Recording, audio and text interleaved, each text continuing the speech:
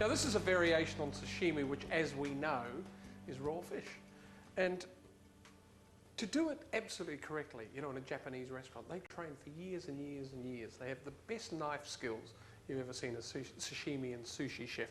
I don't have those knife skills, so I'm going to do sort of the cheats version. All I've got is salmon, which is always easy. Now I've just got some salmon steaks, which I've just cut in half. So that's the salmon steak. I've cut it down the middle.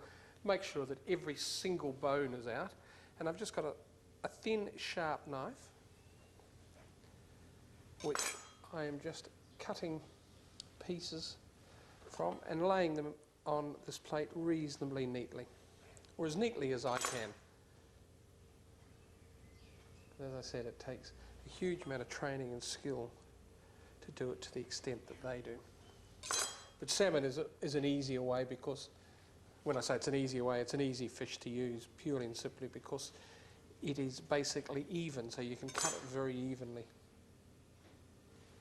Alright, 1 chilli and 1 clove of garlic, which I'm going to chop up finely. You don't need to use the whole lot on the top of the salmon, but I'm putting a bit of it, and I may as well chop up the whole chilli and the whole clove of garlic, just in case I decide to serve the whole crew sashimi for lunch.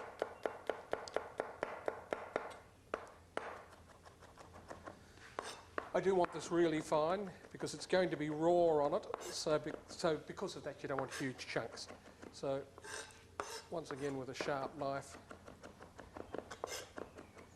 make sure you chop it well.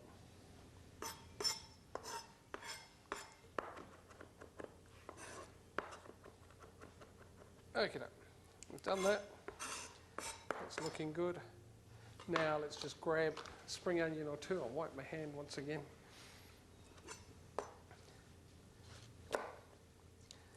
Just slice this finely on the diagonal.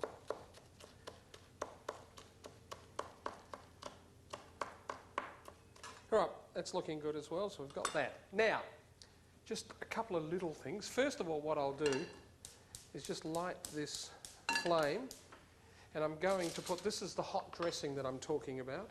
I'm going to put a couple of teaspoons of peanut, or tablespoons of peanut oil. Can't even get my measurements right, can I? So 2 tablespoons of that, and then 2 teaspoons of sesame oil. So keep that in mind, 2 tablespoons of peanut oil, 2 teaspoons of sesame oil, because sesame oil is very strong, so just be a little careful. And also in that we'll put a good splash of soy, about half a tablespoon. Right, now we will just also, just before I forget, squeeze a little bit of this fresh lime over the top of the salmon. See, this is what I say about it doesn't matter if it's a little bit thicker than the normal sashimi, because for a start this lime juice will actually cook it a little, and so will the hot oil and soy. And let's just put a pile of that spring onion in the centre, scatter a decent amount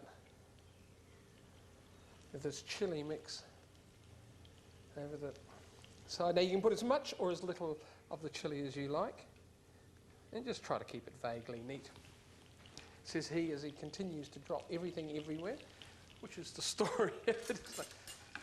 Now, with this mix, I want to get this to the stage where it's smoking.